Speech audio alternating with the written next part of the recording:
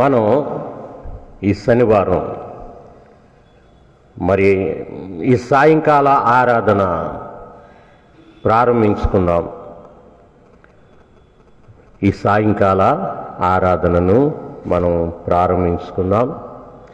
కీర్తన పుస్తకం నుండి 236వ కీర్తన పాడుకుందాం. కీర్తనల పుస్తకం నుండి 236వ కీర్తన. రాజాది రాజా రారా అంటూ రెండవ రాకడలో ఆయన తన సంఘం కొరకు రానయ్యన్న మన ప్రభు కొరకు కనిపెడుతూ ఆయన రాకను ఆశతో అపేక్షిస్తూ మనం ఉండడానికి తెలియచేసే కీర్తన. ఈ కీర్తన పాడుకుందాం.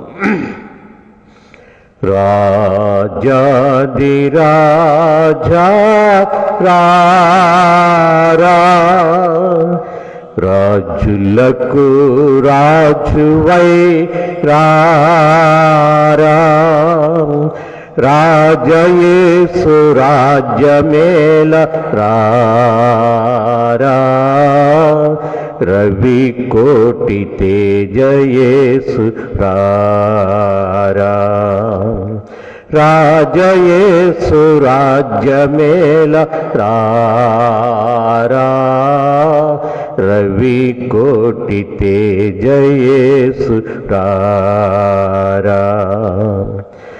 ఓ మేఘవాహనంబు మీద వేగమే, ఓ మించు వైభవంబు తోడ వేగమే, రాజాది రాజా రారా, రాజులకు రాజువై రారా, రాజయేసు రాజ్యమేల రారా, రవి కోటి తేజయేసు రారా, రాజయేసు రాజ్యమేల రారా, రవి కోటి తేజయేసు రారా. ఓ భూజనంబులెల్ల తేరి చూడగా, ఓ నీ జనంబు స్వాగతంబు నీయగా, నీ రాజ్య స్థాపనంబు సేయా, భూరాజులెల్ల కూలి పోవా, భూమి ఆకాశంబు మారిపోవా, నీ మహాప్రభావమున వేగా, భూమి ఆకాశంబు మారిపోవా, నీ మహాప్రభావమున.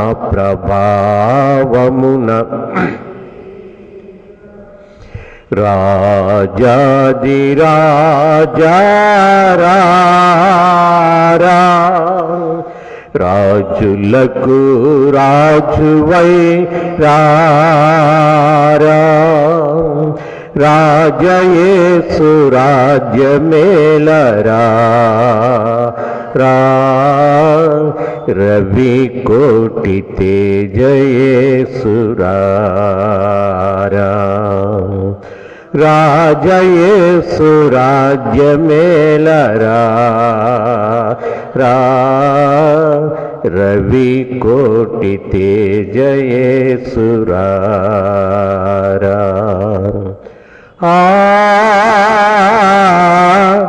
ఆకాశమున దూతలార్భటింపగా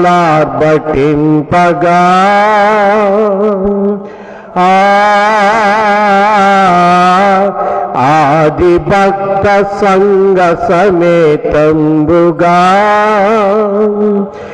ఆకాశంభు మధ్య వీధిలోనా ఏకమై మహాసభ చేయా యేసునాథ నీదు మహిమలోనా మాకదే మహానందమౌగా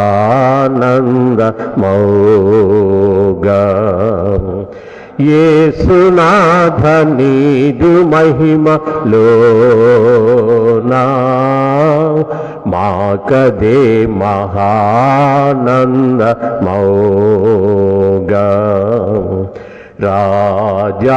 రాజాదిరాజా రారా రాజులకు రాజువై రారా రాజయేసు రాజ్యమేలరా రా రవి కోటి తేజయేసురారా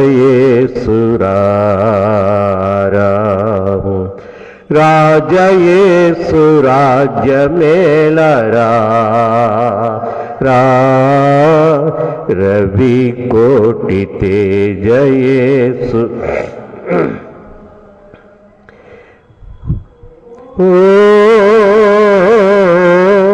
పరమ యెరూషలేము పుణ్య సంగమా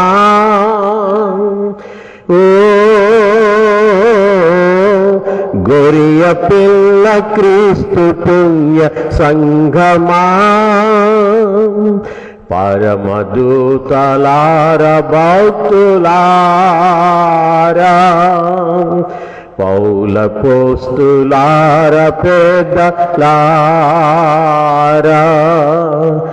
గొరియ పిల్ల యేసురాజు పేరా క్రొత్త గీతమెత్తి పాడరా గొరియ పిల్ల యేసురాజు పేరా క్రొత్త గీతమెత్తి పాడరా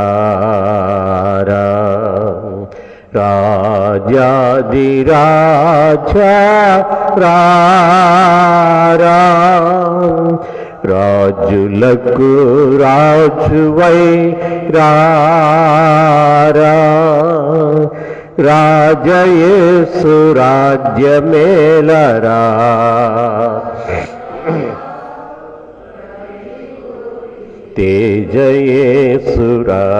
తేజయేసురారా రాజయేసు రాజ్యమేలరా రా రవి కోటి తేజయేసురారా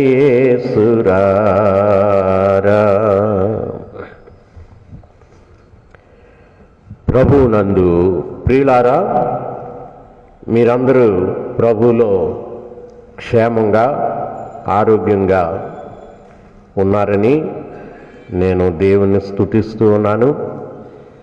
ఆయన ఆదరణ, ఆయన నిత్యమైన కాపుదల ఎల్లప్పుడూ మనకు తోడుగా ఉంది. అందుకని నేను దేవునికి బహుగా స్తుతులు చెల్లిస్తూ ఉన్నాను.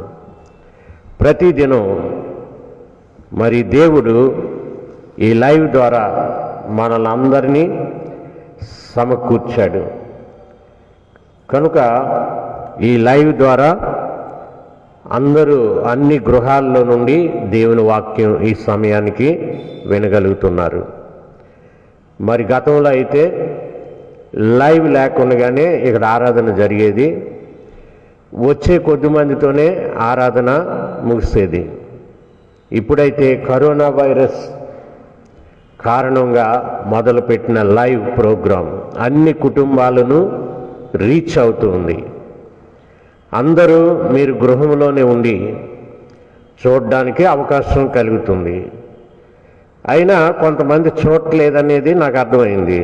కొంతమంది చూడరట క్రైస్తవులు. ఓన్లీ ఇల్లు వదిలి చర్చిలోకి రావడానికంటే మీకు కాళ్ళు నొప్పులు వస్తాయి, టైం కుదరదు, వంట వండుకోవాలి అంటారు. మరి ఇంట్లో ఏం చేస్తున్నారండి? ఇంట్లోకి వచ్చింది కదా వాక్యం, అక్కడ కూడా కూర్చోరట పాపం. ఆ భర్త ఎవరో పెట్టుకుని చూస్తారు, పిల్లలు ఎవరో చూస్తారట, మిగతా వాళ్ళందరూ వాళ్ళ పనుల్లో ఉంటారని నాకు అందిన ఇన్ఫర్మేషన్. కొంతమంది కుటుంబ సమేతంగా చూస్తున్నారని నాకు అందిన ఇన్ఫర్మేషన్. అర్థమైందా? కొంతమంది ఏంటంటే ఈ లైవ్ ఏం చూస్తాంరా, టీవీ పెట్టుకుందాం అని టీవీ పెట్టుకున్నవాడు కొంతమంది అట ఈ లోకాన్ని చూడడానికి. ఇలాగా రకరకాల మనుషులున్నా ఎక్కువ మంది మాత్రం ఈ లైవ్ ఫాలో అవుతూ బలపరచబడుతున్నారు, ఆదరించబడుతూ ఉన్నారు. అయితే చాలామంది వాక్యం వినలేరని కూడా దేవుని వాక్యం ముందే చెప్పింది. వాళ్ళకి కొన్ని కారణాలు ఉంటాయి, కొన్ని రుగ్మతలు ఉంటాయి, కొన్ని కారణాలు, కొన్ని రుగ్మతలు ఉంటాయి. ఆ రుగ్మత ఏమిటంటే నేను ఎప్పుడు చెప్తున్నాను కదా, ఇర్మియా గ్రంథము 6వ అధ్యాయము 10వ వచనం అందులో చెప్పబడింది ఆ జబ్బు ఏంటో. ఇర్మియా గ్రంథము 6వ అధ్యాయము 10వ వచనం ఏమన్నాడు?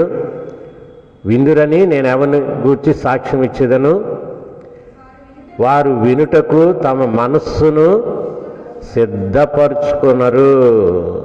చూసారా, అలా ఉన్నారండి మనుషులు. ఇంకా వాళ్ళే వింటారు. వారు వినుటకు తమ మనస్సును సిద్ధపరచుకొనరు. కనుక ఏం జరిగిందట? వినలేకపోయిరి. మరి ఇంటి దగ్గర వింటారు వీళ్ళు. చర్చికొచ్చే మనస్సు సిద్ధపరచుకోకుండా చర్చికొచ్చేస్తారు. అక్కడి నుంచి మనసు చర్చిలో ఉండదు వాళ్ళకి. చర్చ్ అయ్యే వరకు ఎక్కడెక్కడో తిరుగుతూ ఉంటుంది. బాడీ ఇక్కడ కూర్చోబెట్టేస్తాడు, ఒక కుర్చీ దొరికిపోద్ది, ఫ్యాన్ ఎక్కడుందో చూసుకుంటాడు, కూర్చుంటాడు. మనసు ఎక్కడెక్కడో. చర్చ్ ఏమో అకామిడేషను, హాయిగా కూర్చోడానికి. మనసు ఎక్కడో తిరుగుతూ ఉంటుంది. ఎందుకు? తమ మనస్సును సిద్ధపరచుకున్నారు గనుక వారు వాక్యమును వినలేకపోయిరి. తర్వాత ఏముంది? వారు యెహోవా వాక్యమందు సంతోషం లేదటండి. లోకంలో గంతులేసే వాళ్ళకి దేవుని వాక్యంలో సంతోషం ఏం కనబడుతుంది? ఇక దాన్ని తృణీకరిస్తారట.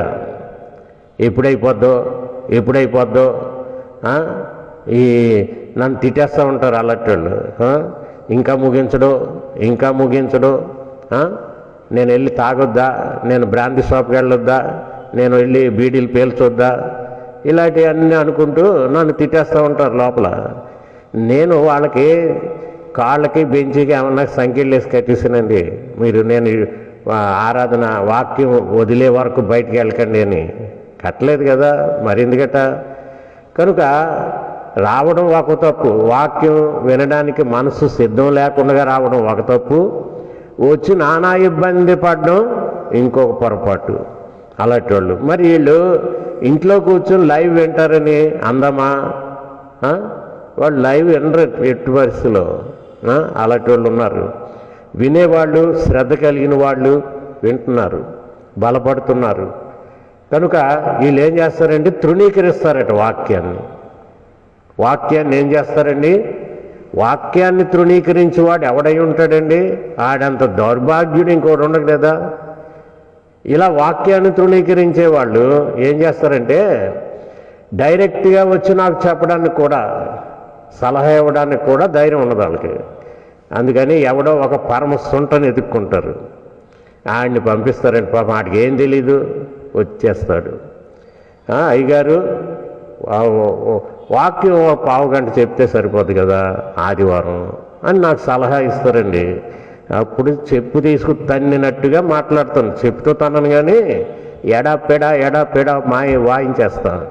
అప్పుడు ఇటు కింద పడిపోయి దండం పెట్టేస్తా ఉంటాడు. అయ్యి బాబో నేను కాదండి, ఆడు పంపించాడండి, ఇలాగ అవుతుందని నేను అనుకోలేదండి, ఏదో చెప్పమన్నారని చెప్పేస్తాను నేను, నా కాళ్ళు పట్టేస్తారు. ఎల్లరా సుంట, ఇంకెప్పుడు ఇలాంటి పనులు చేయకు, ఇది శాపం. దేవుని వాక్యానికి ఎదురు తిరగడం శాపం అని చెప్తాం. కనుక జాగ్రత్తగా ఉండాలి. ఇలా వాక్యం అక్కర్లేని వాళ్ళు కూడా ఏటో డ్రామాలు చేసేస్తారండి. అందుకని ఇదంతా నేను ఎందుకు చెప్పానంటే, గతంలో అయితే మీరు దేవాలయానికి రాలేకపోయారు, పక్కనే ఉండి. దేవాలయం ఎక్కడుందండి? ఈ పక్క వీధుల్లో ఉన్న వాళ్ళందరూ వచ్చారా? రాలేకపోయారు గతంలో. మరి ఇప్పుడైనా వచ్చారా? ఇప్పుడు రారు. మరి లైవ్ వస్తుంది మీ ఇంటికి, ఆ వాక్యానైనా వింటున్నారా? అది వినడానికి కూడా ఖాళీ లేదటండి ఈ మనుషులకి. మరి ఇంకెందుకండి వీళ్ళు మన వాళ్ళు కాదన్నమాట. యేసయ్య బిడ్డలు కారు, యేసయ్య బిడ్డలు కారు. అందుకని బహు జాగ్రత్తగా ఉండండి. దేవుడిచ్చిన కృపాకాలంలో వాక్యం ఇది. సమృద్ధిగా ఆయన వాక్యాన్ని మనకు అందిస్తున్నప్పుడు మనం జాగ్రత్తగా సద్వినియోగం చేసుకోవాలి. మరి ఈ దినం ఒక వాక్యాన్ని చదివిన తర్వాత నేను కాసేపు ధ్యానంలోకి వెళ్ళి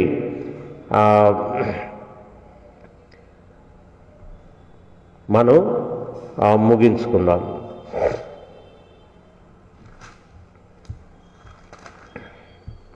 మత్తయి సువార్త 25వ అధ్యాయం మొదటి నుండి 13 వచనాలు చదువుకుందాం. మత్తయి సువార్త 25వ అధ్యాయం మొదటి నుండి 13 వచనాలను చదువుకుందాం.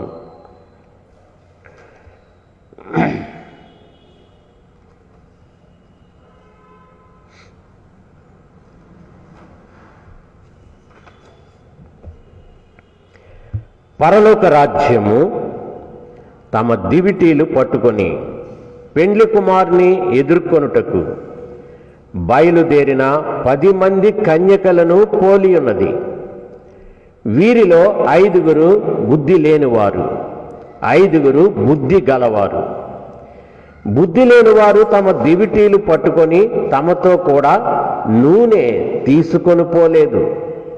బుద్ధి గలవారు తమ దివిటీలతో కూడా సిద్దెలలో నూనె తీసుకొని పోయిరి. పెండ్లి కుమారుడు ఆలస్యము చేయగా వారందరూ కునికి నిద్రించుచుండిరి. అర్ధరాత్రి వేళ ఇదిగో పెండ్లి కుమారుడు, అతనిని ఎదుర్కొన రండి అను కేక వినబడిను. అప్పుడు ఆ కన్యకలందరూ లేచి తమ దివిటీలను చక్కపరిచిరి. గాని బుద్ధి లేని ఆ కన్యకలు, మా దివిటీలు ఆరిపోవుచున్నవి గనుక మీ నూనెలో కొంచెము మాకీయుడని బుద్ధిగల వారిని అడిగిరి. అందుకు బుద్ధిగల కన్యకులు, మాకును మీకును చాలదేమో, మీరు అమ్మేవారి దగ్గరకు పోయి కొనుక్కొనుడని చెప్పిరి. వారు కొనబోచుండగా పెండ్లి కుమారుడు వచ్చెను. అప్పుడు సిద్ధపడి ఉన్నవారు అతనితో కూడా పెండ్లి విందుకు లోపలికి పోయిరి. అంతటా తలుపు వేయబడిను. ఆ తరువాత తక్కిన కన్యకులు వచ్చి, అయ్యా అయ్యా మాకు తలుపు తీయుమని అడుగగా అతడు, మిమ్ము నెరుగునని మీతో నిశ్చయముగా చెప్పుచున్నానెను. ఆ దినమైనను గడి అయినను మీకు తెలియదు గనుక మెలకువగా ఉండుడి. ప్రార్థన చేసుకుందాం. ప్రేమగల మా ప్రభువా, దయగలిగిన మా పరలోకపు తండ్రి, ఇదిగో నీ స్వరక్తమిచ్చి సంపాదించుకున్న సంఘము, నిజమైన రక్షణానుభవం పొందేవారు, నీ పిల్లలుగా ఈ లోకములో పవిత్రమైన జీవితాన్ని జీవించేవారు, బుద్ధి కలిగి ఎల్లప్పుడూ నీ 2వ రాకడ కోసం కనిపెట్టుకుంటూ ఉంటారు. మరి బుద్ధి లేని వాళ్ళు ఈ లోకాశల్లో పడి వారిలో భక్తి కూడా ఆరిపోయి మరి ఏమీ ప్రభా నీవు వచ్చినప్పుడు మరి ఏమాత్రం కూడా నిన్ను ఎదుర్కోలేని ఆ దౌర్భాగ్య స్థితిలోనికి వెళ్ళిపోతారు. అందుకే నీవు అనేక విషయాలు చెప్పావు. మొదటి రాకడలో వచ్చి ఈ విషయాలన్నీ చెప్పావు. నీ రెండవ రాకడికి ఎలా సిద్ధపడాలన్న విషయాలన్నీ క్షుణ్ణంగా చెప్పే వెళ్ళావు. అంటే నీవు ఇదిగో త్వరగా వస్తున్నావని దాని అర్థం. మరి రెండవ రాకడకు మేము కనిపెట్టుకుని సిద్ధముగా ఉండాలని నీవు మరొకసారి పరిశుద్ధాత్మ ద్వారా ఈ విషయాల్ని మాకు బయలుపరుస్తూ ఉన్నావు. కనుక మేము బుద్ధి గలవారమై మెలకువగా ఉండి నిన్ను ఎదుర్కోవడానికి నీ చేత మేము మధ్యాకాశంలోనికి ఆకర్షించబడటానికి అటు ఆధ్యాత్మిక భక్తిలో మమ్మల్ని నడిపించండి. యేసు నామాన్ని వేడుకొంచున్నాము తండ్రి, ఆమేన్. ప్రభువునందు ప్రియులారా, ఈ దినము మరి శనివారం అందరూ సాయంకాలం అయ్యేసరికి సిద్ధంగా ఉంటారండి. ఈ యొక్క కార్యక్రమాన్ని ప్రేమించిన వాళ్ళందరూ, దేవుని యందు భయభక్తులు కలిగిన వారందరూ నిజముగా ఈ కార్యక్రమం ద్వారా మేము ప్రతిదినము మేలు పొందుతున్నామని, అది వారి జీవితంలో అనుభవించిన వారందరూ కూడా 7 అయ్యేసరికి సాయంకాలం సిద్ధపడి ఉంటారు. చూసారా ఎంత గొప్ప భాగ్యము. మరికొందరికి భాగ్యం లేదు. వారి మనోనేత్రాలు తెరవబడనందున, ఇంకా లోకములో ఉన్నందున, బుద్ధి లేనితనం వారిని బహుగా ఆవరించి ఉన్నందున మరి లోకంలోనే నిద్రపోతూ ఉన్నారు. మరి ప్రతివారు కూడా బుద్ధిగల కన్యకల వలె సిద్ధపడి ఉండాలి అన్నది మన ప్రభు యొక్క ఉద్దేశం కదా. ఆయనే చెప్పాడు ఈ ఉపమానాలన్నీ కూడా, పరలోక రాజ్యాన్ని గురించిన ఉపమానాలు. ప్రభు రాకడకు సిద్ధపడి ఉండాలని, ఆయన ఏ గడి అయినా ఏ సమయంలో అయినా వస్తాడు తెలియదు కనుక మరింత సిద్ధపాటుతో ఉండాలి. మరి రెండవ రాకడ గురించిన ఎన్ని ఉపమానాలు ఉన్నాయండి. అవన్నీ ఊరకనే చెప్పాడు యేసు ప్రభు. ఆయన వస్తున్నాడు కనుక ఇన్ని జాగ్రత్తలు చెప్పుకెళ్ళాడు. ఆయన ఊరకనే వెళ్ళలేదు, ఎన్నో జాగ్రత్తలు చెప్పాడు. నేను మళ్ళా వస్తాను, వచ్చినప్పుడు ఏం జరుగుద్దో చూడండి అన్నది ఇందులో ఉంది. కనుక ఆయన అనేక విషయాలు చెప్పాడు.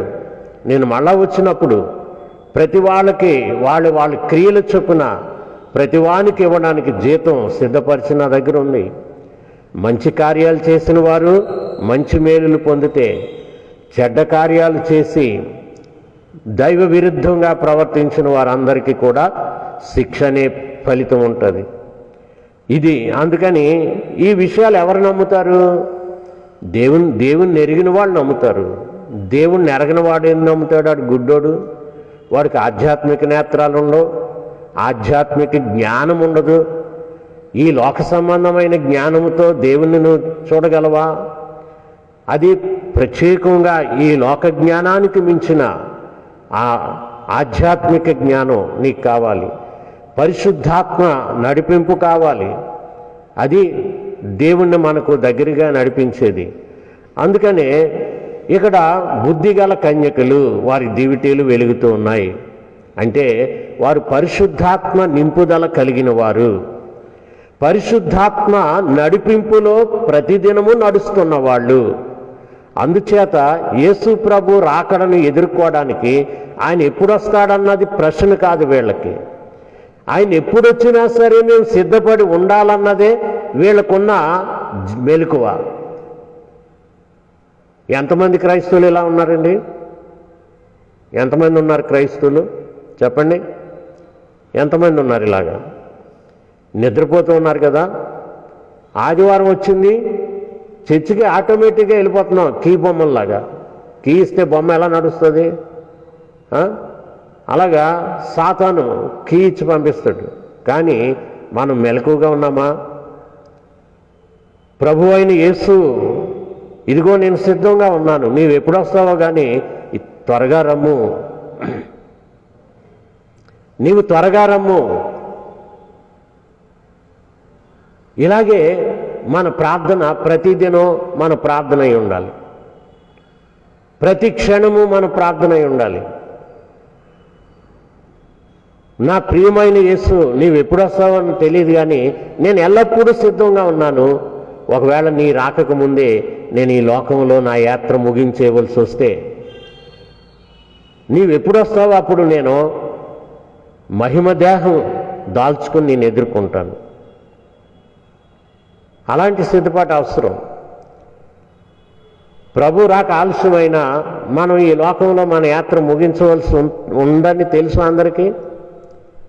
దానికి సిద్ధపడి ఉన్నారా? దానికి సిద్ధపడి ఉన్నారా? అందుకని ఆ గడి అయినా ఆ సమయమైనా మీకు తెలియదు అన్నాడు. మరి అక్కడ ఏమన్నాడంటే ఆ 13వ వచనంలో, ఆ దినమైనను గడి అయినను మీకు తెలియదు గనుక మెలకుగా ఉండండి. నువ్వు చచ్చే వరకు కూడా మెలకుగా బ్రతకాలి. సిద్ధపాటు, మెలకు అంటే సిద్ధపాటు ఉండడం. నువ్వు చచ్చే వరకు కూడా మెలకుగా ఉండాలి, భక్తితో ఉండాలి, జాగ్రత్తగా ఉండాలి. ఇది క్రైస్తవ విశ్వాసులకి, అందరికీ కాదు. అవిశ్వాసులకి రెండవ రాకడ లేదు. అక్కడ కళ్ళు ఉంటాయి కదా కనబడడానికి. ఈ ప్రపంచమే లేదనుకుంటాడు పుట్టుగురుడ్డి వాళ్ళు.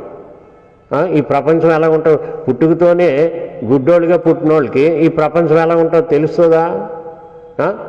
అలాగే ఈ అవిశ్వాసులు, ప్రకృతి సంబంధులు, వాళ్ళు చివరికి ఆ విశ్వాసం అనే నేత్రాలతో అర్థం కాదు కనుక, వారి మనోనేత్రాలు వెలిగింపబడలేదు కనుక ప్రభు రాకకేం సిద్ధపడతాడండి?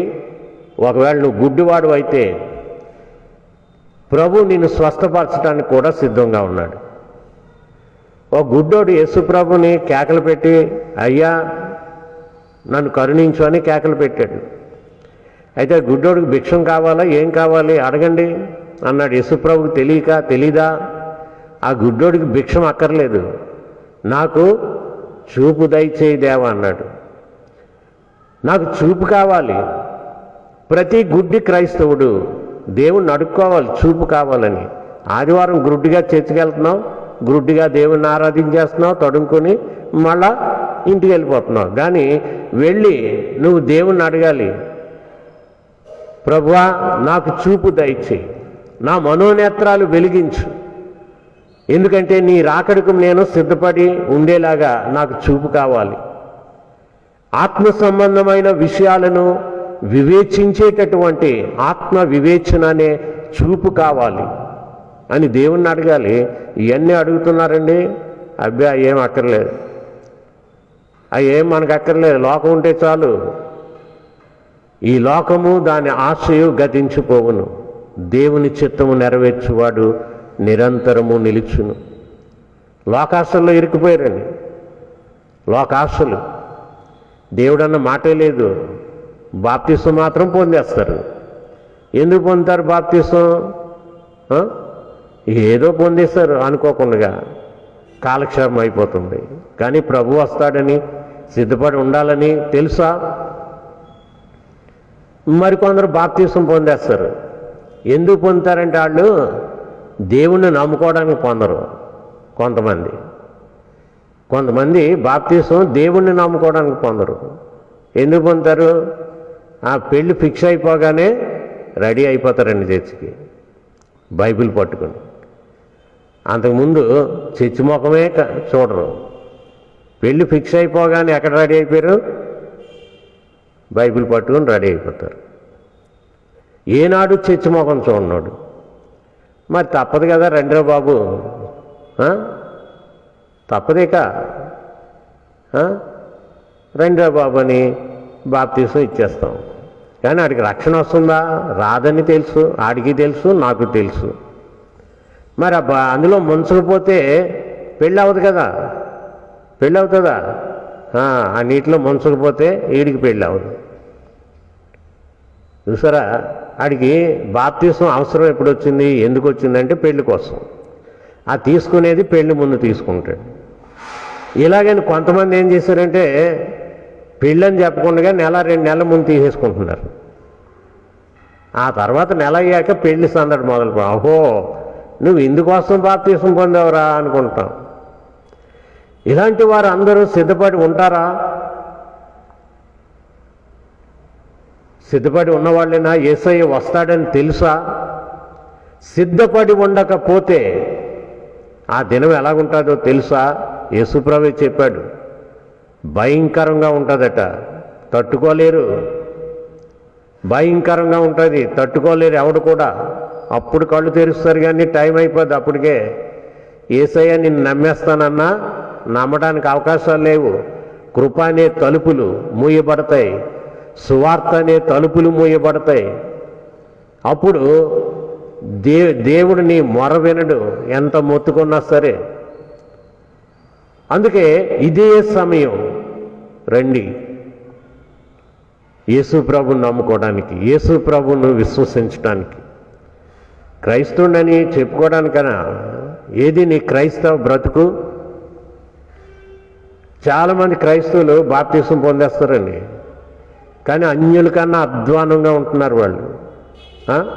నోరిపితే భయంకరమైన బూతులు, ఇతరుల మీద చాడీలు, విమర్శలు, ఆడికి ఈడికి తగులు పెట్టేయడం. వీళ్ళు క్రైస్తవులండి? ఏమొచ్చింది నీకు జబ్బు? నీ బతుకు నువ్వు బతకకుండా ఆడికి తగు పెట్టడం, ఈడికి తగు పెట్టడం, ఆమెతో ఈమెకి తగు పెట్టేయడం, చాడీలు అన్నమాట. చాడీలు చెప్పడం. ఒక పాట రాశారు ప్రేమ్ కుమార్ గారు, తెలుసునా? అగ్గి పుల్లలు గీయకే ఏంటి ఓ నాలుక అన్నాడు.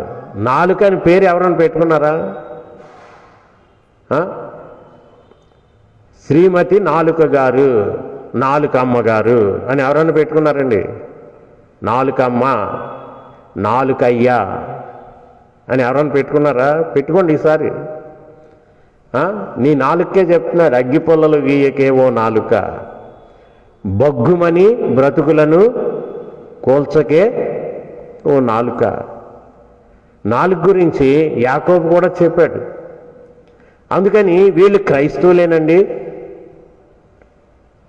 సంఘాలని పాడు చేసేద్దామని కొంతమంది తయారవుతారు. వీళ్ళు క్రైస్తవులా?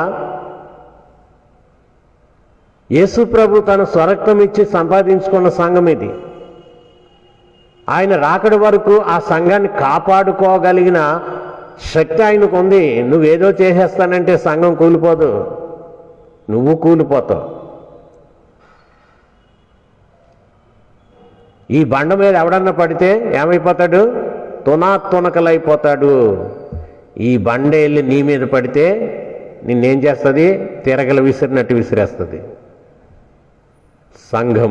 సంఘంతో పెట్టుకోకూడదు.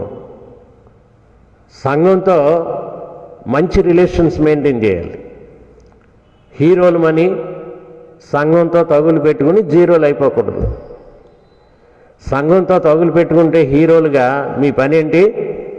జీరోలు అవ్వక తప్పదు. యేసుప్రభు కొరకు కనిపెట్టుకుని ఉండడానికి సంఘం మనకి, అంతేగాని బిజినెస్ చేయడానికి కాదు. ఇక్కడ యేసుప్రభు చెప్పిన ఉపమానములో 10 మంది బయలుదేరారటండి. 10 అనే సంఖ్య సాధారణంగా సంపూర్ణమైన సంఖ్యను సూచిస్తుంది. ఫుల్ నంబర్ 10 అనేది వాస్తవానికి ఒక ఫుల్నెస్ని చూపిస్తుంది. 10 అనే మాట సంపూర్ణతను చూపిస్తుంది. అందుకని 10 మంది కన్యకలు అన్నారు. 10 మంది కన్యకలకు పోల్చారు. 10 మంది కూడా వాళ్ళ రూపురేఖలు అన్నీ కూడా భక్తుల్లాగే కనబడ్డారు. చక్కగా దివ్యలు పట్టుకున్నారట, చక్కని దివ్యలు, అవి వెలుగుతూ ఉన్నాయి. చక్కని బట్టలు వేసుకున్నారు, నగలు వేసుకున్నారు, ఇంకేవేవో వేసుకున్నారు. పాటలు పాడుకుంటూ దివ్యలు పట్టుకొని రాజాది రాజా రారా అని పాటలు పాడుకుంటే ఏం చేశారండి? వెళ్ళారండి. పోనీ సోంపేట చర్చికి వచ్చేసారు వాళ్ళు. యేసు ప్రభు తలుపు తీస్తాడు, వెళ్దామని. గేట్ వేస్తుంది. యేసు ప్రభు వచ్చి గేట్ తీయాలి. గేట్ దగ్గర కాసుకున్నారండి ఎవరు? 10 మంది కన్యకలు. కన్యక అంటే ఎవరు? యేసుప్రభు తన స్వరక్తం ఇచ్చి సంపాదించుకున్న విశ్వాసకి సాదృశ్యం ఇంకా చెప్పబడింది, పవిత్రతకు సాదృశ్యం. 10 మంది చక్కగా వెళ్ళారు. అక్కడ గేట్ తీయడం ఆలస్యమైంది. మీరైతే గేట్ దగ్గర కూర్చొని ఏం చేస్తారు? నానా రభస చేసేస్తారు కదా, తాళం తీయకపోతే ఎంత రభస చేసేస్తారండి, అవునా? ఫోన్లే కాదని లోపల కూర్చోబెట్టాను అనుకోండి, సరే అమ్మయ్య మీరు రభస చేయకండి, ఫోన్ల మీద ఫోన్లు, భార్గవ్కి చెప్పేస్తారు, ఇంకోళ్ళు చెప్పేస్తారు, నాకు ఫోన్లు. ఇలాగా మంచిదే, భార్గవ్కి చెప్పాను, మనోళ్ళు వస్తే వాళ్ళని చేతులు కాళ్ళు కడిగాయి అంటే వాళ్ళు కడుక్కుంటారు, కడిగేసి తిన్నగా వరండాలో కూర్చోబెట్టు, నెమ్మదిగా నాకు ఫోన్ చేయి. నేను బైబిల్ స్టడీలో ఉండొచ్చు, ఆ టైంలో ప్రార్థనలో ఉండొచ్చు, ఆ టైంలో నాకు ప్రార్థన చేయమని చాలామంది మెసేజ్లు పెడతారు. ఒక్కొక్క మెసేజ్ చూసుకొని మళ్ళీ వాళ్ళకి ఫోన్ చేసి ప్రార్థన చేస్తాను. వాళ్ళు నాకు ఫోన్ చేసే టైంలో నేను ఫోన్ ఎత్తకపోవచ్చు, అందుకని వాళ్ళు మెసేజ్ పెట్టేస్తారు. నేను చూసుకున్నాక వాళ్ళ కోసం ప్రార్థన చేస్తాను. ఇలాంటి పనిలో ఉంటాను నేను ఎక్కువగా. బోల్డ్ మెసేజ్లు వస్తూ ఉంటాయి, మళ్ళీ ఆ ప్రార్థన చేసాక అన్నీ డిలీట్ చేస్తాను, లేకపోతే మళ్ళీ మెమరీ ఫుల్ అని వస్తుంది. ఈ పనిలో ఉంటాను కొంత ఉదయాన్నే ప్రశాంతంగా. అప్పుడు వరండాలో కూర్చోండి అని చెప్తాను కదా, ఈ వరండాలో ఎంతమంది ఉన్నారో నాకు తెలుస్తుంది, వాళ్ళ ముఖాలు కనబడుతూ ఉంటాయి. 10 మంది కన్యకలు వరండాలో కూర్చున్నారనుకోండి, 10 మంది ముఖాలు నాకు కనబడుతూనే ఉంటాయి, నా ఎదురుగా ఉంటాయి ఆ ముఖాలన్నీ. వాళ్ళు అనుకుంటున్నారు అయ్యగారు మమ్మల్ని చూడలేదు, నిద్రపోతున్నారేమో, మళ్ళీ మర్చిపోయి నిద్ర వచ్చేసిందేమో అని అలాగ అనుకుంటా ఉంటారు. నేను మధ్యలో చూస్తూ ఉంటాను, మాట్లాడుకుంటూ ఉంటారు వీళ్ళు, మాట్లాడుకుంటూ ఉంటారు. ఎవరెవరు వచ్చారని చూస్తాను, వీళ్ళ అవసరం ఏంటని చూస్తాను. నాకు తెలుసు కదా, క్యాండిడేట్లు రాగానే వాళ్ళ అవసరాలు ఏంటో నాకు తెలుసు. ఇవన్నీ చూసాక ఓహో ఈమెకి ఇది నా దగ్గర ఉన్నంత వరకు మందులో ఏవో పట్టుకుని రెడీ అవుతూ ఉంటాను. ఈ లోపల మళ్ళీ ఏం చేస్తారండి, భార్గవ్కి మళ్ళీ చెప్పేస్తారు, అయ్యగారికి ఫోన్ చేసి నిద్రపోతున్నారేమో అనేసరికి భార్గవ్ ఫోన్ చేసేస్తాడు. లేకపోతే బంగారం వచ్చి చెప్పేస్తారు, అయ్యగారు వాళ్ళు వరండాలో నానా రభస చేసేస్తున్నారు, మీరు వచ్చేయండి అంటారు. అర్థమైందా? ఇది ఎందుకు చెప్పానంటే మన కన్యకలు కూడా అలాగే ఉన్నారు. కన్యకలు అంటే మగవాళ్ళు ఆడవాళ్ళు అనుకోండి, మన భక్తులు కూడా అలాగే ఉన్నారు. కానీ అక్కడ పెండ్లి కుమారుడు వచ్చేసరికి వీళ్ళు ఏం చేశారట, 10 మంది ఇలా తొందర చేయలేదు, 10 మంది కనిపెడుతున్నారు ఓపికగా. 10 మంది ఏం చేశారు, ఓపికగా కనిపెట్టారు. అంతేగాని కాస్త తలుపు కొట్టి చూద్దాం, కొంచెం తొందరగా వస్తాడేమో పెండ్లి కుమారుడు అని ఎవరైనా వీళ్ళు తలుపు కొట్టారా? కొట్టినట్టు ఉందా ఇందులో? లేదు. పెండ్లి కుమారుడు ఎప్పుడు వస్తాడో అంతవరకు కనిపెట్టారు. సహనం ఉంది వీళ్ళకి, సహనం ఉంది. కానీ ముందుగా ఒక వార్తాహరుడు వచ్చాడు, లేవండి లేవండి, పెండ్లి కుమారుడు వస్తున్నాడు, పెండ్లి విందు సిద్ధమైంది, లోపలికి రండి అనేసరికి ఆ లోపలికి వెళ్ళాలి అంటే అక్కడ ఏముండాలి, నీ చేతిలో వెలుగుతున్న దివ్వే తప్పకుండా ఉండి తీరాలి, లేకపోతే గెట్ అవుట్, వెళ్ళడానికి లేదు. అమ్మయ్య వీళ్ళు కళ్ళు తెరిచారు. సిద్ధపడి ఉన్నవాళ్ళు తమ సిద్ధులలో నూనె కూడా తెచ్చుకున్నారు గనుక హాయిగా ఆనందంగా లేచారు, చకచకా వెళ్ళిపోతున్నారు. ఈ బుద్ధి లేని వాళ్ళకి నూనె లేదండి, భక్తి లేదండి. ఎప్పుడన్నా చర్చకొస్తే కదా, చెప్పండి, ఎప్పుడన్నా చర్చకొస్తే కదా వాళ్ళ మొఖాలకి భక్తి ఎలాగొస్తుంది? ప్రార్థన చేస్తే కదా, వాక్యం బుర్రలో ఉంటే కదా.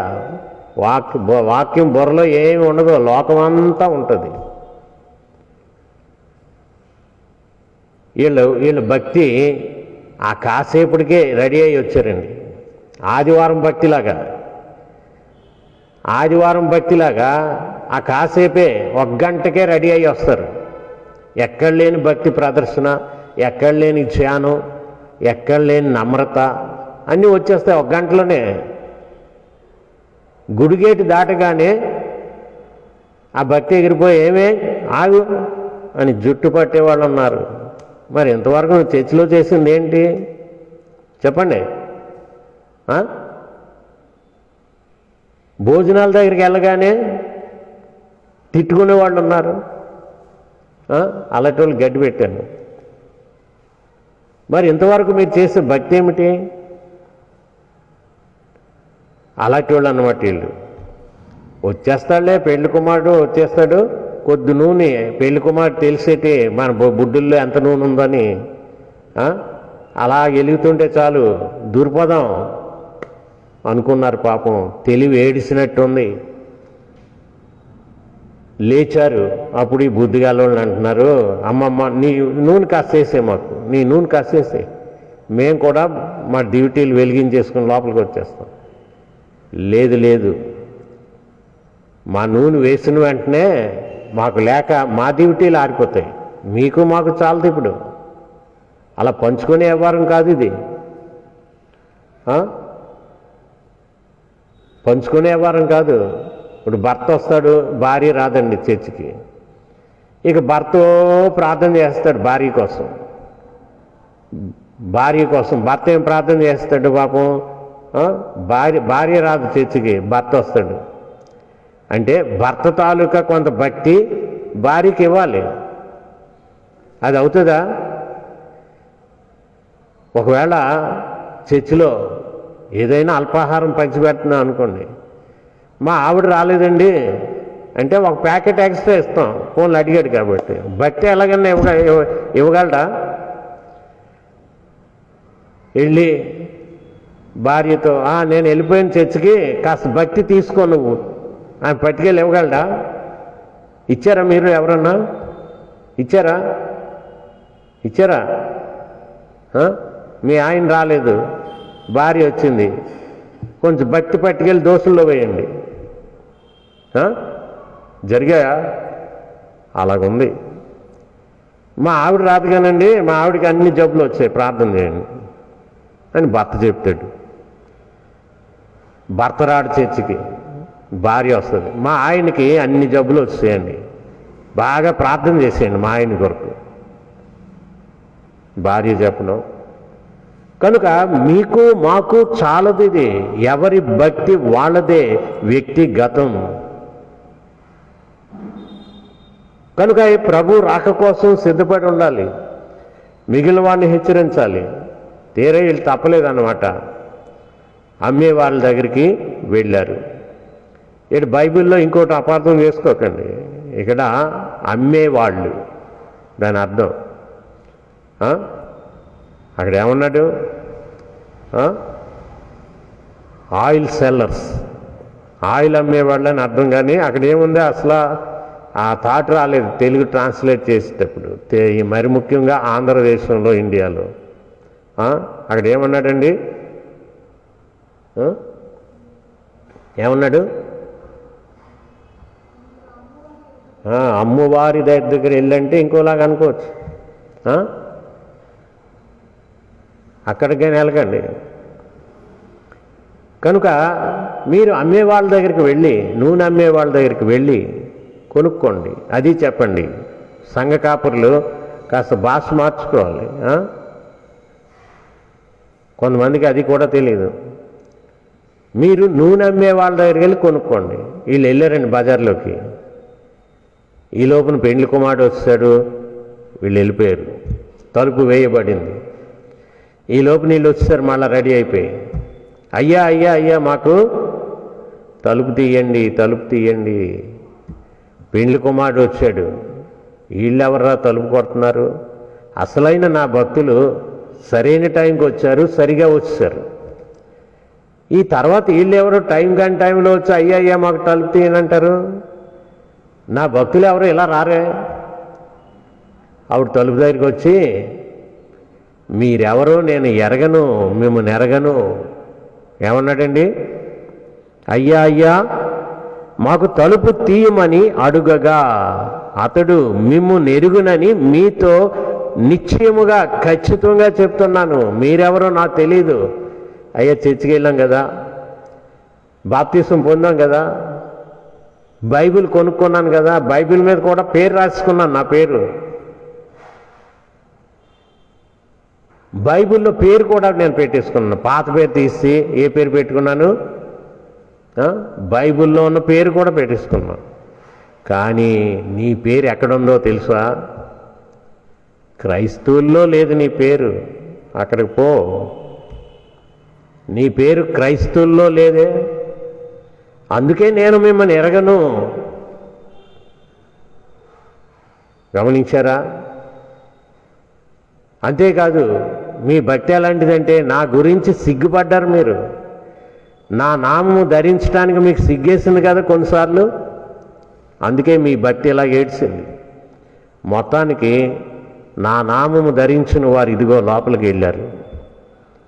నా నామము లేకే భక్తి వేషం వేసుకొని బతికిన నీ బతుకు ఈ బయట పాలయ్యింది.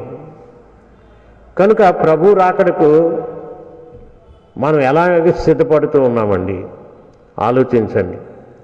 నిజానికి నిత్య జీవాన్ని గురించిన కళ్ళు తెరిస్తే మాత్రం నీ జీవితం ఇలాగ ఉండదు. ఇక్కడ నిత్య జీవాన్ని గురించిన ఆ యొక్క జ్ఞానము నీకు కలిగితే మాత్రం ఇలాగ ఉండరు కదా. అందుకే సామెతల గ్రంథంలో ఒక వాక్యం ఉంది. ఏముంది? క్రిందునున్న పాతాళము తప్పించుకొనవలనని బుద్ధిమంతుడు పరమునకు పోవు జీవ మార్గమున నడుచుకొనును. ఎంత చక్కని వాక్యం అండి! ఆ సొలొమోను కాలంలో వ్రాయబడిన మాటలు ఇవి. దైవ జ్ఞానాన్ని గురించిన అంశము మానవ హృదయాలలో దేవుడు ఉంచాడు. అది ఇప్పటికి పూర్తిగా ఖాళీ అయిపోయింది, మనుషుల్లోకి లోకం వెళ్ళిపోయింది. కనుక దైవ జ్ఞానం ఎవరికీ లేదు. ఆటోమేటిక్గా ఉండేది బుర్రలో, హృదయంలో. దేవునితో పూర్తిగా సంబంధాలు తెగిపోయే మానవులకి ఆ జ్ఞానం కూడా కోల్పోయారు. అందుకు బుద్ధిమంతుడు దేవుని యందు భయభక్తులు కలిగిన వారు క్రిందనున్న పాతాళం తప్పించుకోవాలని పరమునకు పోయే జీవ మార్గమున నడుచుకుంటారు. మరి నువ్వేం చేస్తున్నావు? బుద్ధిమంతుల్లాగా ఉన్నావా, బుద్ధి లేని వాళ్ళలాగా ఉన్నావా? ఈ 10 మందితో వచ్చేసారు 5గురు, మేము బుద్ధి గల వాళ్ళమే అన్నట్టుగా పోజ్ ఇచ్చేసారండి. కానీ బుద్ధి లేదు వాళ్ళకి. బుద్ధి లేని క్రైస్తవులు చర్చికి కూడా వచ్చేస్తారు రేపు. ఎక్కడ? ప్రపంచం మొత్తం మీద ఎన్ని చర్చీలు ఉన్నాయో అన్ని చర్చీలు నిండిపోతాయి. ప్రతివాడి చేతిలో బైబిలు, చక్కగా బట్టలు మంచి ఇదిగా తయారైపోయి మేము క్రైస్తవులం క్రైస్తవులం క్రైస్తవులం. కానీ లోపల చూస్తే కొందరే క్రైస్తవులు, మిగతా వాళ్ళు బుద్ధి లేనివాళ్ళు. కొందరే బుద్ధి గలవాళ్ళు, మిగతా వాళ్ళు బుద్ధి లేని వాళ్ళు. బుద్ధి గలవాడు ఇదిగో ఈయన మాటలు చొప్పున విని దాని చొప్పున చేయి ప్రతివాడు తన బండ మీద ఇంటిని కట్టుకున్న బుద్ధిమంతుని పోలి ఉండెను. బుద్ధి గలవారు దేవుని వాక్యం వింటారు, ఆదివారం వచ్చి దాని చొప్పున వారి బ్రతుకు కట్టుకుంటారు. బుద్ధి లేనోడు కూడా అందరిలాగా బుద్ధి గలవాళ్ళమని పోజు కొట్టేస్తూ కూర్చుంటారు. తాము వినుటకు తాము మనసు మాత్రం సిద్ధపరచుకోరు. బుద్ధి లేనోళ్ళు, బుద్ధి లేని జనాంగం అంతా టైంపాస్ చేసేస్తారు. వారి జీవితాలు ఎండిపోతూ ఉంటాయి. కనుక ఈ బుద్ధి లేనోడు విన్నాడట, ఆదివారం గుడికొచ్చి మిగతా వాళ్ళతో వాక్యం విన్నట్టుగానే విన్నాడు. కానీ గేటు దాటాక అలా కట్టుకోలేదట వాడు బ్రతుకు. అందుకని లోకంలోకి వెళ్ళగానే కూలిపడిపోయాడు. ఆడి బ్రతుకు కూలిపోయింది, వాడి ఇల్లు కూలిపోయింది. పాతాళానికి పోయినట్టే కదా దాని అర్థం. పాతాళానికి దిగజారినట్టే కదా. దేవుని వాక్యం అక్కర్లేని వాళ్ళందరికీ కూడా ఇదే పరిస్థితి తప్పదు. అందుకే ప్రభు ఏ దినము ఏ గడియ ఆయన వస్తాడో ఎవరికి తెలీదు. మనం కనిపెట్టుకుని ఉండాలి. ప్రార్థన చేసుకుందాం. ప్రేమగల మా ప్రభువా, దయగలిగిన మా పరలోకపు తండ్రి, ఎంత అద్భుతమైన సత్యాలు నీవు చెప్పినవి, ఎలాంటి విషయాలు ప్రభువా నీవు చెప్పావు. నీకులాంటి విషయాలు ఎవరు చెప్పారు ఈ లోకంలో? పరమునకు పోయే మార్గాన్ని బయలుపరిచిన వాడు నీ ఒక్కడు మాత్రమే ఉన్నావు. అందుకే సర్వ ప్రపంచం కూడా వారి మనోనేత్రాలు వెలిగించబడి ఈ పరమునకు పోయే జీవ మార్గమై ఉన్న నిన్ను వెంబడిస్తూ ఉన్నారు. నువ్వే మార్గము, నిన్ను వెంబడించితేనే మేము పరలోకానికి వస్తాం. మిగతా వారు ప్రభా, లోకం నక్కలకు బొరియలు, ఆకాశ పక్షులు గూళ్ళు ఉన్నాయి కానీ టైంపాస్కి నిన్ను వెంబడిస్తున్నారు, కానీ వారు ఎక్కడికి పోతారో వారికే తెలియట్లే. వారి మనోనేత్రాలు తెరవండి ప్రభా. ఇదిగో శాశ్వతమైన నిత్య జీవాన్నిచ్చే నీ రాజ్యం కోసం ఆతృత పడేటటువంటి ఆ మనస్సులు ప్రతి వారి యందు కలిగించండి. ఈ దినము నీ వాక్యం విన్న బిడ్డలందరినీ దీవించుమని యేసు నామాన్ని వేడుకొంచున్నాము తండ్రి, ఆమేన్. పరలోకమందున్న మా తండ్రి, నీ నామం పరిశుద్ధపరచబడుగాక, నీ రాజ్యం వచ్చునుగాక, నీ చిత్తము పరలోకమందు నెరవేరుచున్నట్లు భూమి యందును నెరవేరునుగాక. మాకు కావలసిన ఆహారము నేడు మాకు దయచేయము. మా రుణస్థులు మేము క్షమించి ఉన్న ప్రకారము మమ్మును క్షమించుము. మమ్మును శోధనలోనికి తేక దుష్టుల నుండి తప్పించుము. ఎందుకంటే రాజ్యము, బలము, మహిమ నిరంతరము నీవే. ఆమేన్. మన పరమ తండ్రి అయిన దేవుని యొక్క ప్రేమ, మన ప్రభువును రక్షకుడైన యేసు క్రీస్తు యొక్క కృప, పరిశుద్ధాత్ముని సహవాసము చేరిన మనందరికీ, ఈ లైవ్లో పాల్గొంటున్న కుటుంబాలన్నిటికీ తోడయుండునుగాక. ఆమేన్.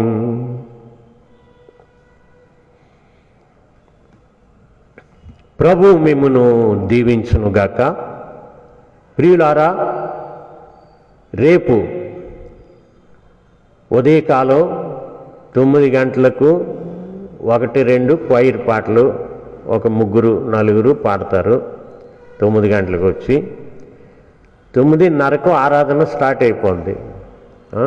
9:30కి ఎట్టి పరిస్థితుల్లో ముందే స్టార్ట్ అవ్వచ్చు, ఒక 5 నిమిషాల ముందు. 9:30కు 5 నిమిషాల ముందుగా స్టార్ట్ అయిపోవచ్చు.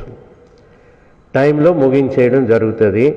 అలాగే గ్రామస్తులకి 11:30కు, గ్రామాల నుంచి వచ్చేవారు 11 గంటలకే రీచ్ అయిపోయి పై హాల్లో మీరు కనిపెట్టాలి, దూరంగా కూర్చుని.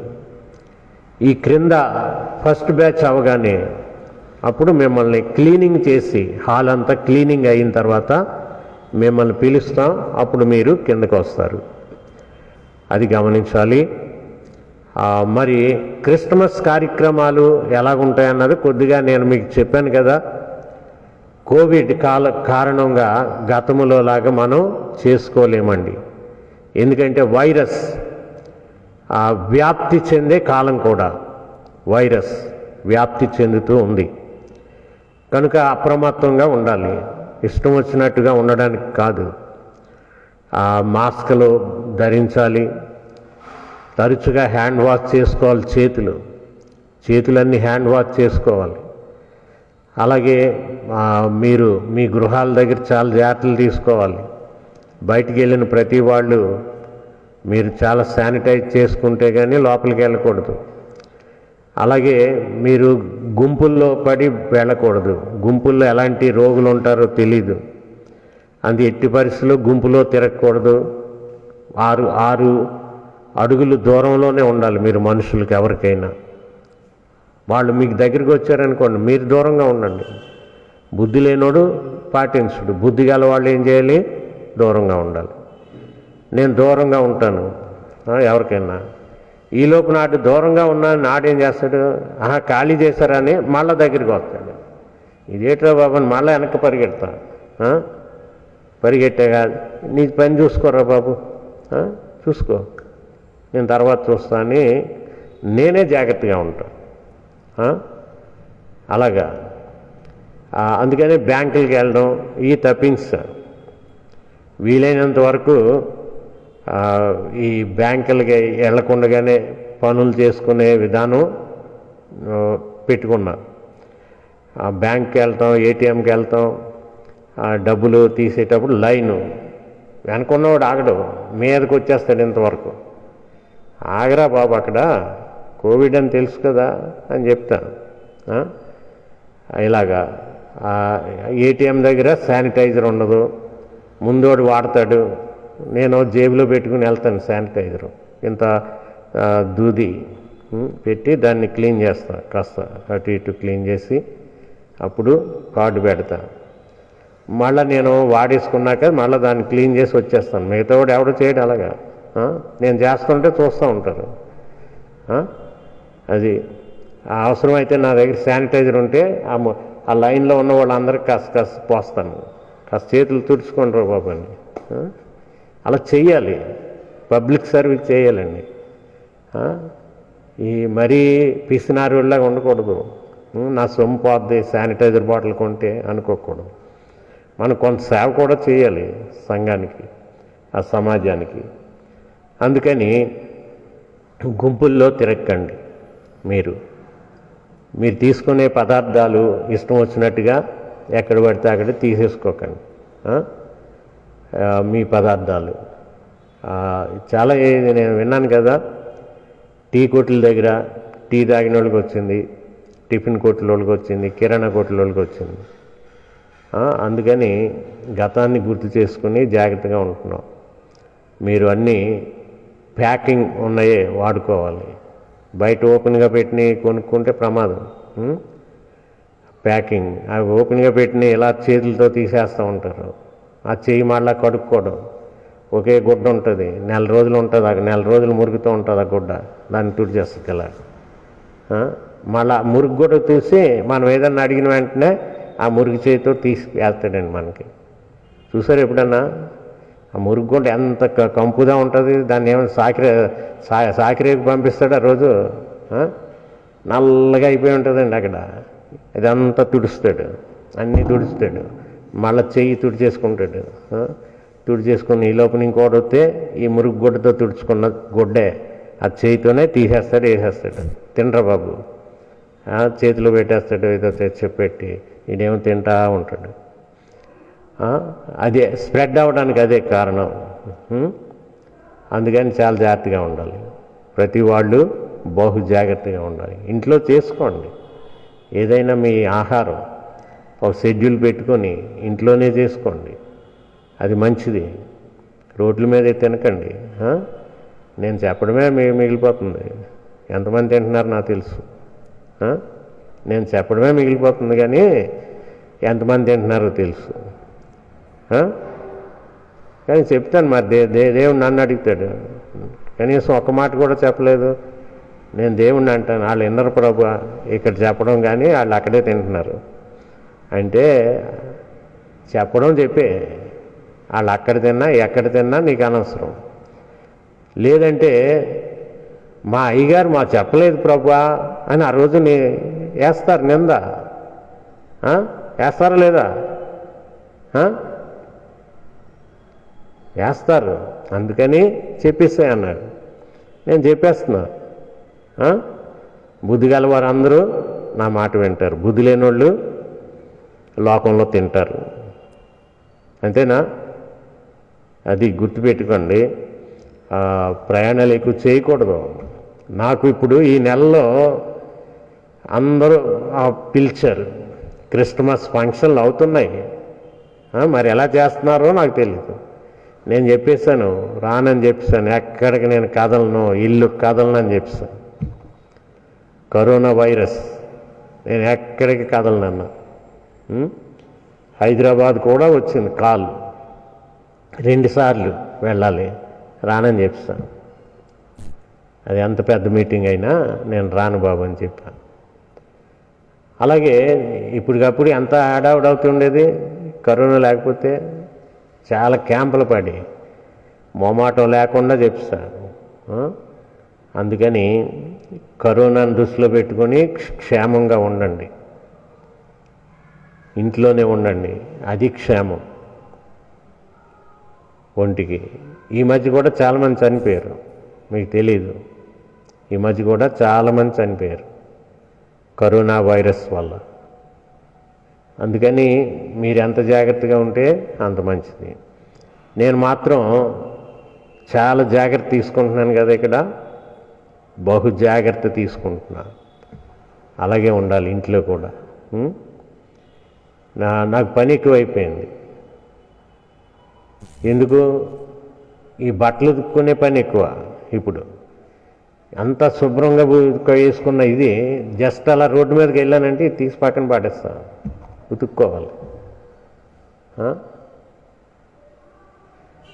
ఒక్కసారి రోడ్డు మీదకి వెళ్తే చాలు, మొత్తం సెట్ అంతా పక్కన పడేస్తాను, డెటాల్లో పడేస్తాను. మళ్ళీ శుభ్రం స్నానం చేస్తాను, వేడి నీళ్ళు పుక్కిలించి కొద్ది ఉప్పు వేసుకొని గార్గిల్ చేస్తా, చేతులు అన్నీ శుభ్రం కడుక్కుంటా. అప్పుడు కానీ నా మనసు తృప్తి ఉండదు. అంతవరకు నోట్లోకి ఏం వెళ్ళనివ్వను, నోట్లోకి ఏం దిగనివ్వను.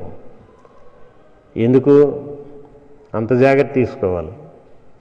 అందుకే పని ఎక్కువైపోయింది. రోజులో ఎన్నిసార్లు బయట తిరిగితే అన్ని డ్రెస్సులు పక్కనేసి ఉతుక్కోవడం. అంటే అంత గట్టిగా ఉతుక్కునే పని ఉండదు. కాస్త సబ్బు నీటిలోనూ డెట్టాల్లో నానబెడితే వైరస్ చచ్చిపోద్ది. ఎక్కువసేపు సబ్బు నీటిలో ఉంచితే వైరస్ చస్తుంది. తర్వాత మామూలుగా ఇచ్చేసి ఎండబెట్టుకోవడం, ఇస్త్రీ చేసుకోవడం, వేసుకోవడం. ఇదే మన పని. అంతేగాని చాకిరేవు వేసి దాబు అని నా 5 సార్లు కొట్టే పని లేదు. అలా కొడితే చిరిగిపోతాయి. అందుకని మొత్తం మీద ఉతుక్కోవాలి. అది అలాగే ఇల్లు అన్నీ ఇప్పుడు చర్చి అలాగా డెట్టాలు డిస్ఇన్ఫెక్ట్ సొల్యూషన్లతో క్లీన్గా ఉంచుతున్నామో ఎన్ని డబ్బాలు సొల్యూషన్స్ అయ్యే తెలుసునా. అలాగే ఇల్లు అన్నీ క్లీన్గా ఉంచుతున్నాం. పరిసరాలన్నీ అవసరమైతే బయట కూడా బ్లీచింగ్ జల్లిస్తున్నానండి. ఎవరు జల్లట్లే. నేను వీధిలో కూడా బ్లీచింగ్ జల్లిస్తున్నా. బ్లీచింగ్కి కూడా వైరస్ చస్తుంది. బ్లీచింగ్ వాటర్లో వైరస్ తొందరగా చస్తుంది.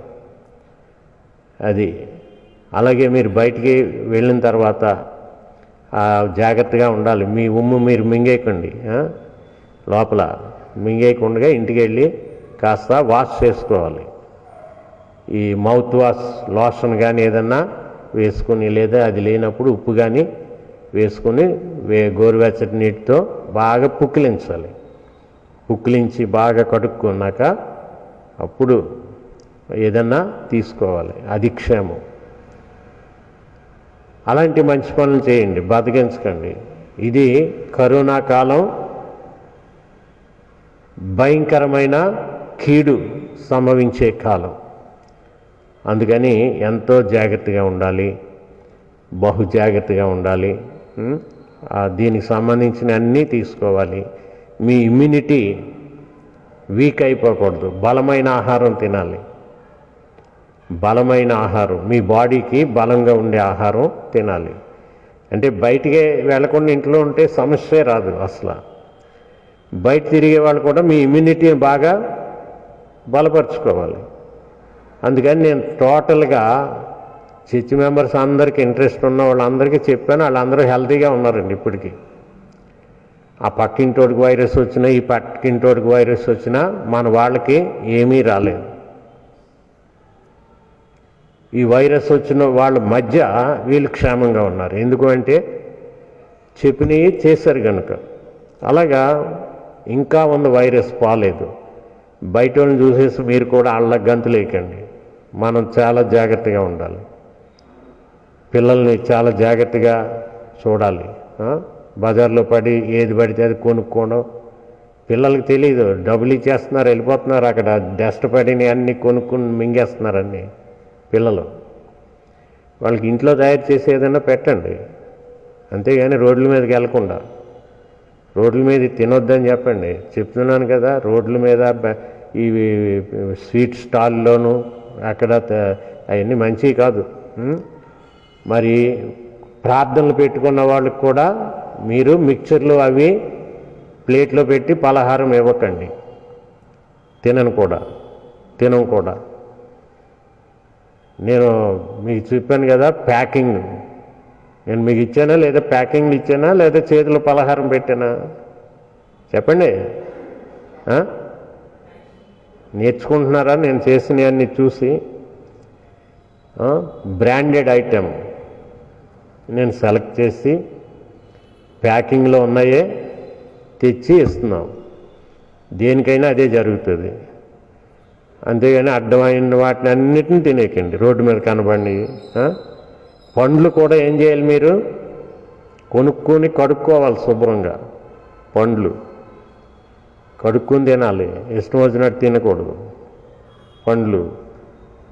కనుక క్షేమంగా ఉండడానికి ఇవన్నీ తీసుకోండి. రేపు ఆరాధనలో మళ్ళీ కలుద్దాం. గ్రామస్తులందరూ గుర్తించండి, మీరు 11:30కి గ్రామాలకు ఆరాధన.